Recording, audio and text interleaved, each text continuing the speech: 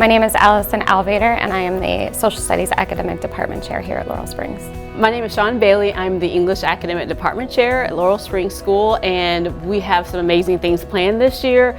Our teachers are putting together a National English Honor Society, so that involves students in 9th through 12th grade that do very well in English, whereas some may not be able to join the National Honor Society, but the English one that they are successful in, they can join our society and get introduced to some writing, reading, and some other extracurricular things that will help them be stronger when they go off to college.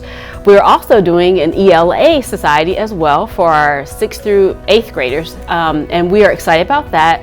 That will introduce the kids into reading some more books and getting a little bit more critical thinking skills developed for being successful in high school as well. I am so proud that our students here at Laurel Springs outperform the other schools, state of California, and as well globally in the AP English exams than the other schools do. We continue to be successful and dominate in that field. English is a hard thing to do and understand in a brick and mortar setting, and then even in a virtual, but our students are still being very successful, as shown by these scores that are standardized, and I am just so proud of them.